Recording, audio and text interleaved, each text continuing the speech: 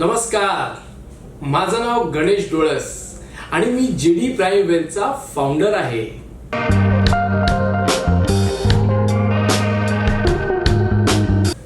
Gold fund काय असतं हे जाणून घेण्याअगोदर हे जाणणं गरजेचं आहे की गोल्ड फंड हा एक म्युच्युअल फंडचाच प्रकार आहे. कारण का आतापर्यंत खूप लोकांना असं वाटतं की म्युच्युअल फंड म्हणजे फक्त इक्विटी मार्केट मधली इन्व्हेस्टमेंट, पण आपण म्युच्युअल फंड मार्फत गोल्ड फंड मध्ये पण इन्व्हेस्टमेंट करू शकतो आणि आज मी तुम्हाला याची थोडक्यात माहिती देणार आहे.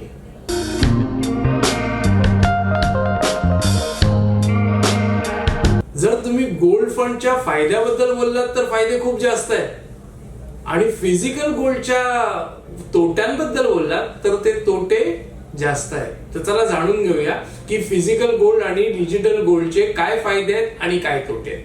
मी पहिलं फिजिकल गोल्ड बद्दल बोलतो. आता फिजिकल गोल्ड जर आपण घ्यायचं झालं तर आपण काय करतो, आपण सोनाराकडे जातो आणि प्रत्येक सोनाराकडे काय सोन्याचा भाव सारखा नसतो, तो भाव वेगवेगळा असतो आणि तो बदलतही असतो.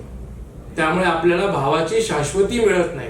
शिवाय सोन्याची प्युरिटी त्याची गॅरंटी कोण देणार, कुठला सोनार तुम्हाला कसं सोनं देतोय तुम्ही कसं ओळखणार. तर या ज्या दोन गोष्टी आहेत या खूप महत्वाच्या आहेत सोनं घेताना आपण ज्या आपल्याला बघितल्या पाहिजेत. अच्छा बरं, आता आपण सोनं घेतलं, आता ते ठेवायचं कुठे, कारण का सोनं लकाकतं, ते चोरी होऊ शकतं. मग चोरी होऊ शकतं तर आपल्याला ते सांभाळून ठेवावं लागतं.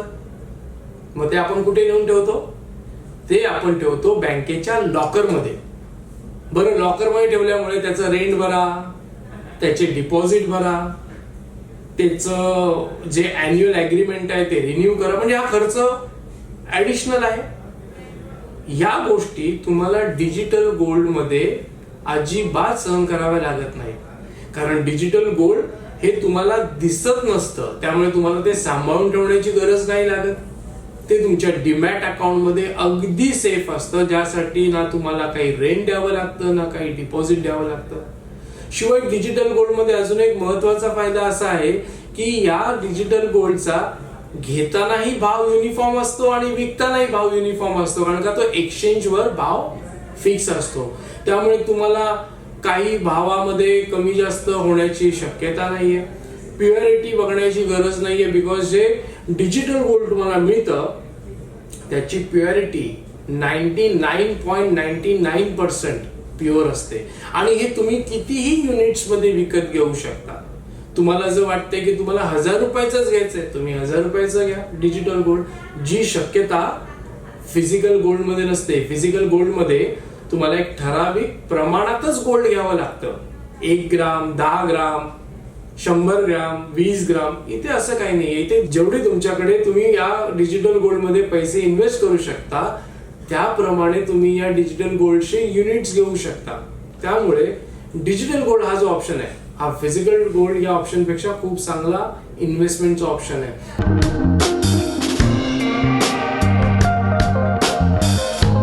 आपल्या सगळ्यांना म्युच्युअल फंड मार्फत इक्विटी मार्केट मध्ये इन्व्हेस्ट करणं आवडतं, साहजिक आहे, कारण का रिटर्न्स खूप छान मिळतात.